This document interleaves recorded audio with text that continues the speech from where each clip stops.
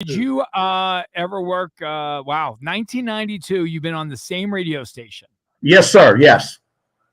Wow.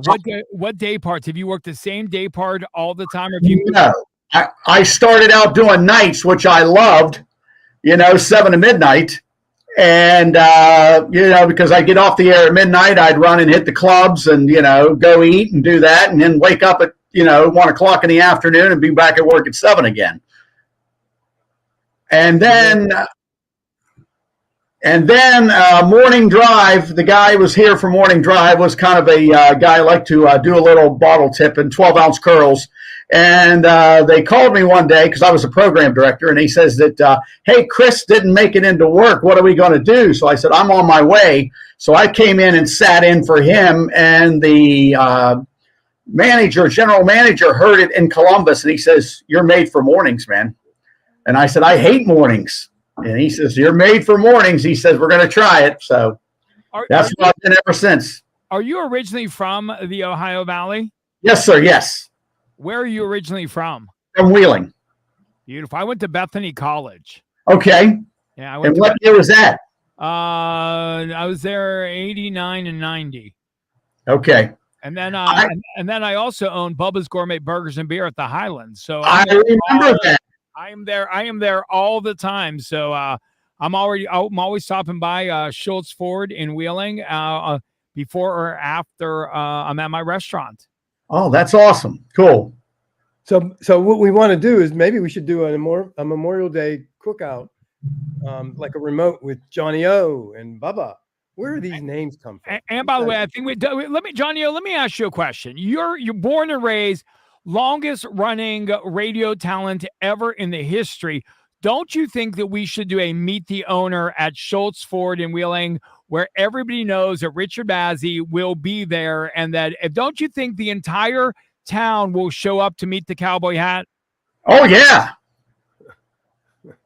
Oh yeah, that's a definite plus. Well, listen, let's start all over again here. Let's really lay the foundation.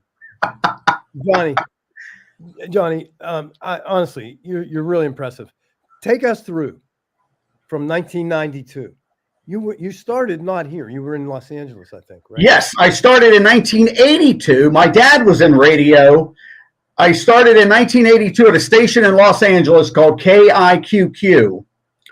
And my dad was taught Columbia School of Broadcasting out there, and he worked at KRLA in Los Angeles. Well, it was actually Burbank.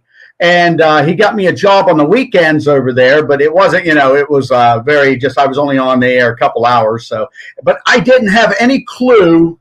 And Bobby, you're cracking a mic in Los Angeles, the number 2 market. You don't think of that when you're 16 years old, you know? And KIQQ started there. I came back to the Ohio Valley, and that would have been in 84. And I worked at that's where I got my name. I was the hot rockin', hit cranking Johnny O at a radio station here in town. And I was here for probably a year, and then I went to Marietta Parkersburg, and I worked down there at EYQ was the station down there. It was WeYQ. Wow. And it was the hottest hits, Q102. So I stayed there, and that would have been in the late 80s, and then in 90, I came up here, and I got hired here right before the fire at WOMP, and I was here for a little while. Then they got sold and went into receivership, and they do that, and they sold the station. So they kind of let everybody go, and Associated Group bought the station in Steubenville. So that would have been in 91. Wow. And then in 92, Alan Pettit called me back and said, hey, we're going to go live again here in the next year or so. Do you want to come back on board again? And I said, yes. Wow. So I mean, such a storied background.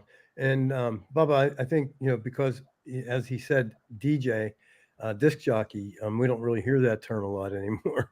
We hear on-air talent, and that's funny. But you're so old school, Johnny. Thank you. No, and I mean that flatteringly and complimentary. How do you prepare for your show? You're fresh every day. How do you do that? You know what, and I've been asked that a lot of times if I prepare, like with show prep and stuff like that. Really, I just talk about life, how we're living every day. Every day's a story. You know, I mean, if you talk about what happened last night to you, people can relate to that. You know, I talk about my grandkids, I talk about my fiance and the stuff she does, and she's a registered nurse, so you know, I talk about that, and I just get on there and I talk to people. I don't do a show, and I do some bits now and then, but I do mostly just to talk to people, give them a companion to ride with in the car while they're riding along. You know, and I've been doing it this long that everybody sticks around. They've been here forever. Well, you know, I'm so new to the area, and I didn't know the power and the strength of your name. And it really does carry that weight in that area and even beyond. And so it's really amazing to me. And you say there's 13,000 hits. I didn't know that. And shame on me for not knowing it. But all I know is you say, Johnny O, my general manager, Ray Neverly.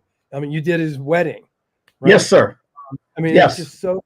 And the funny thing is, the one thing I have discovered about the Wheeling market, everybody is nice. They are very, very nice here. And that's what, you know, I don't get on the air and do political or nothing like that. I kind of stay neutral. I do my own thing. Like I said, I just talk about, I don't one-sided on one thing and I like everything. You know, I get on there and I do my show every morning and, you know, I just talk about everything in general. Add a little flair to it. Bring some old school back to radio, which I'm not a liner card reader. Never have, never will. I do not believe in voice tracking. I've already told the owner that here. I will never voice track a show. Never. Wow. And in this day and age, that's pretty much unheard of. You know that, right? Yeah. I have never missed a day's work. I've taken a day off, but I've never missed a day's work by calling in sick. Never. Ever. Ever? Not even one time ever? Not even one time. I've been in here and I've been sick as a dog. The owner saw me and he says, get the hell out of here when you're done. Funny, the first time we did a commercial together, I think you were sick. So, right? Johnny, if you had to guess, and I know you don't know the exact number, how many shows have you done in your radio career? Wow. Think about that. Wow, that is a lot. You figure from, 82 till now, I mean. 5 shows a week, 360. 5 shows a week. Sometimes I did double shows. I would do the morning drive and the afternoon drive. As you know, Bubba, guys will call in and say, hey, I can't make it into work today, and you don't have a lot of part-timers. You know what you do? You've got to improvise and you got to go in there and do a show. Oh, yeah. There's been some long shifts. Yes. And I've done some where, I've been on the air, 15 hours. Wow. And is that for times that we're trying in our history? Like maybe it's COVID, maybe it's a war, maybe it's do you remember being on the air for 9/11? Yes, sir. I was at the guy you bought the Ford dealership off in Wheeling at 16th Street. Now that's when so I got to give you a little break here. We left. Debbie and I was my host in the morning. Debbie was my co-host. She did my news and sidekick with me. Bubba probably knows. Remember back in the day, we all had a guy and a girl together. Yep. So Debbie and I left here in 1999, and I went across the street to the competitor who was at K97, and they wanted to change the format. It had been a light rock station its entire life, and they wanted to breathe some life into it. So the owner of the stations over there, this is before iHeart got a hold of him, he called me, the manager over there, Larry Anderson, and he says, what will it take to get you over here? And make a long story short, a new company had just bought these stations over here, and they weren't playing ball. They didn't know what the legacy of WOMP FM was. They wanted to come in and change the call letters. They wanted to come in and change the format. And Bubba, you know that, and Richard, you know that. When you see that happen, you got to jump off the boat. Yep. So Debbie and I both left K90. We went to K97 in 1999. I walked out of here April Fool's Day and turned in my key and said, I won't be back tomorrow. And as Bubba, they don't leave people on the air, but I didn't tell anybody I was leaving. I signed off, didn't say anything. I said, Debbie and I will be found down the dial tomorrow morning. We will not be here. And I left. Walked down I was at K97 over there for 18 months, and I was there during 9/11. And when I met Larry Anderson, I went over there, and he says, "What will it take to get you to leave WOMP and come over here?" I says, "You double what I'm making over there." And he says, "No problem. It's covered." Wow. Yeah. So I went over there and took over mornings. He said, because WOMP was the dominating station. He says, "Can you beat WOMP with K97?" I says, "You give me one book and I'll beat them." And did you? As I did. He said, "I'll give you a $5,000 bonus if you beat them by 4 shares." I beat them by like 7 in one book. Wow. I took K97 and I flipped it. It used to be called Light Rock K97. I flipped it to the Mix. It's still called the Mix today. Mix 97.3. I changed the format, made it a hot AC, breathed some life into it. You know, we weren't playing, Gordon Lightfoot and Gloria Estefan and Michael Bolton and all that. We started breathing some stuff into it in the early 2000s, and went up the scale. But then all of a sudden, here comes. That's where I was at when 9/11 hit. I was at the Robinson on 16th Street doing a live broadcast. And I saw the first plane hit the tower. We were down there, and I called Debbie at the station, and I says, "Get a hold of Jack Reese." He was the engineer there. I said, "This is something big is going on." I said, "I want every station on the network right now." And he got it on and put all the stations on the network. And that's when we didn't do a show for probably a week and a half. We just went in there and talked to people about everything that was going on in the world. We didn't play any music. We just sat there and talked to people. Yeah, and that was the best thing you could do. By the way, I did some quick math. You've done more than 10,500 shows. Really? Wow. Well, then you got to count now. I do weekends, too, here at WOMP. I do a show called House Party, and it's exactly like the old John Garabedian show that used to be on. I do it from my house in St. Clairsville. You wait, time out. You do you've resurrected John Garabedian's old House Party? Yes, it's on WOMP every Friday and Saturday night, 7 to midnight. I get over 30,000 people on the app on a weekend. And wait a second, and you do it live? Yes, I do it from my basement at the house. And you do it live, so you'll do the morning show Friday morning. Yes, sir. Come back at 7:00 at night. You've got way more commitment than I have. Yes.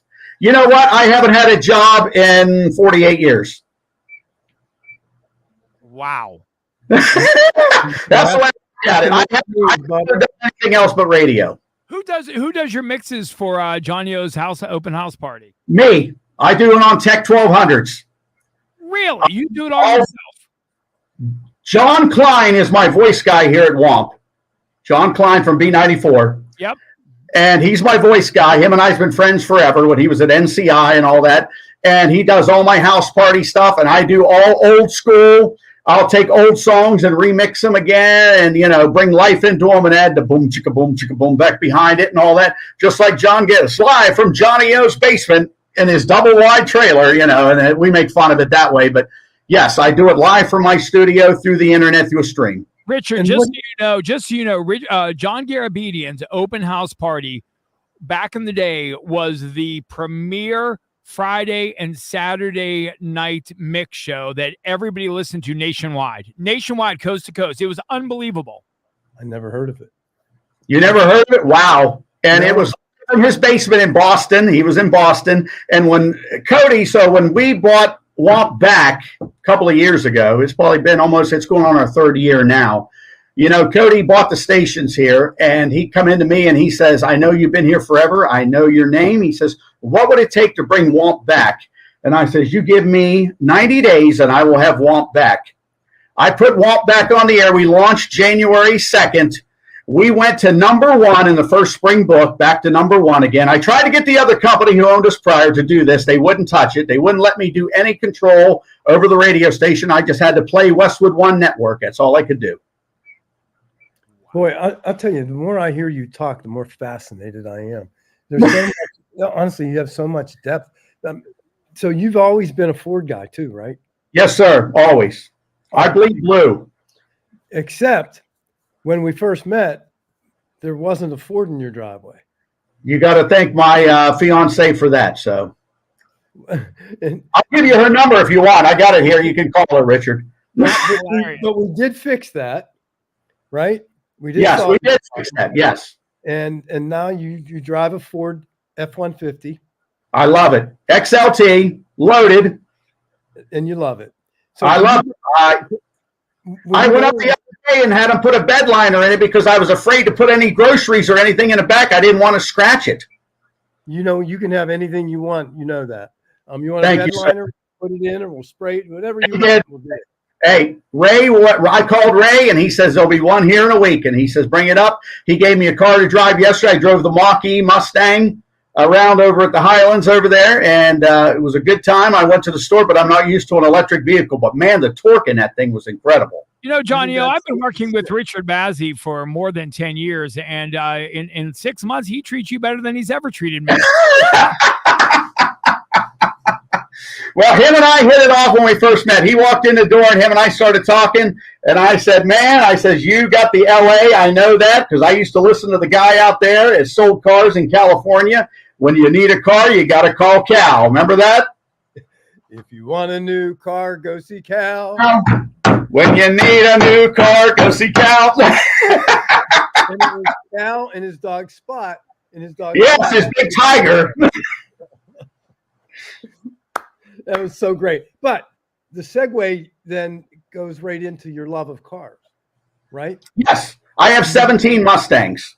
And I was going to ask you that because you said you drove a Mach-E, and I know you're a Mustang purist. Yes, sir.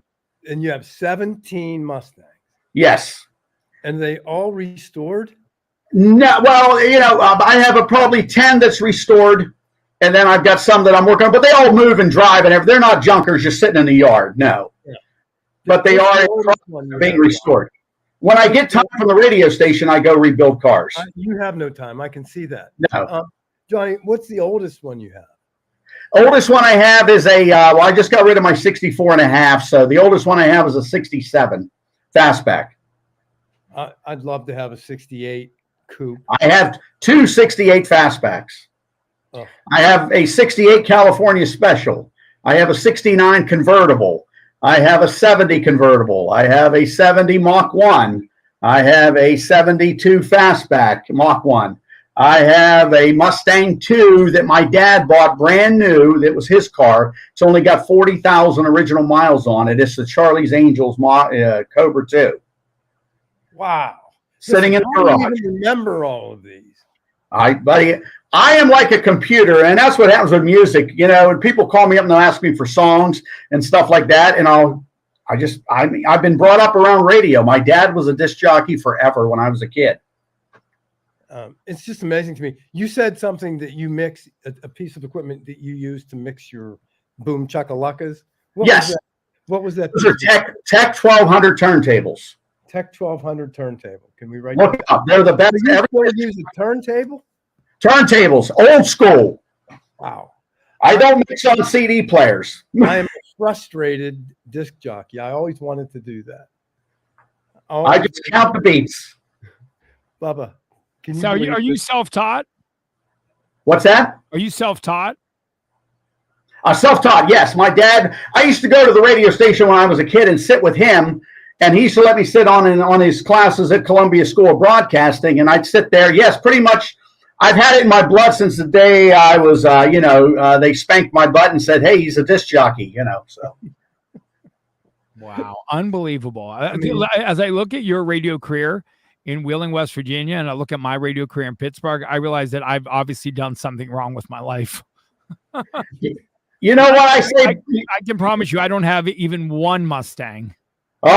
Well, see, Bubba, here's the deal, okay? When I thought about this, because all my buddies wanted to go to Columbus. John Klein went to Pittsburgh and Columbus, and Eric Blankenship, who's Buzz Craven and NCI in Columbus, he was at WOMP. Booker Madison was here. He left and went big market and all that. You're cracking that mic in a small market. I'm a big fish in a little pond, and I don't get eaten. You are absolutely a joy. And your energy, your background, everything about you is just so compelling. I love talking to you. I really do. And I need to get there. And Chelsea's admonishing me for not being there. Meet the owner at Schultz Ford at the Highlands in Wheeling. Meet the owner. Johnny O, you'll be there. I'll bring Bubba's Gourmet Burgers and Beer from the Highlands, and I'll cook up some burgers for everybody. I'm always up for a good meal, Bubba. Always. Now we Have just you gotta ever do- eaten at Bubba's restaurant down there? Yes, we have. Yes, I have eaten there several times, and I love it. Yes. Big burgers there, man. You don't leave there hungry, I'll tell you that much. That is for sure. Richard, so the only thing we're waiting on is you, Richard, to commit to a date for Meet the Owner at Schultz Ford in Wheeling. Hold on, I have a gun to my head. Chelsea's killing me. Yeah. Yeah, you got to do it. We will figure it out. I love it. Yeah. And I love that you took the time for us today. Yeah. Hey, Thank it's you, a Johnny. pleasure. Pleasure's all mine, guys. It's a pleasure. I've heard a lot about you, Bubba, and I've heard, on Pittsburgh and the market up there. And like I said, I talk to John Klein all the time and Dave and all that. And John Klein does a lot of work for me here. And like I said, he does all my shows. He does my voiceovers and stuff like that. But every day's an adventure, man. That's what I say about radio. It's never the same day. It doesn't get dull at all. Never, ever, ever. I love Never, it. ever. Let's bring him to Pittsburgh. Okay. If the other walked in now and says, go back on the air again, I get right back in there and get back on again. And it's the time of my life, man. I never wear a sad face. I never bring my problems to the radio. Yeah, I agree with that 100%. It's the only way to do it. We have the ability to push a button. We have the ability to push a button, talk, Right. and change people lives. Yes, and you change. I was sitting in there. I had rectal cancer real bad here probably 2 years ago, and I never missed a day. I went over every day after my shift and took my chemo and radiation. And, the guy walked in here, saw the bag laying there where they were pumping the diesel fuel and the poison through me. And he said, what is wrong with you? And I said, I've got rectal cancer. And they come over, the TV station come over and did a big story. And they said, we would have never known unless you told that guy, because I get on the air, when I crack that mic, it becomes, I just flip and do my thing. Amen. Amen. Amen. You're such an inspiration. And Thank you, sir. I really enjoy you. Thank you so much. Thank you, Johnny O. Thank you, guys. Thank you so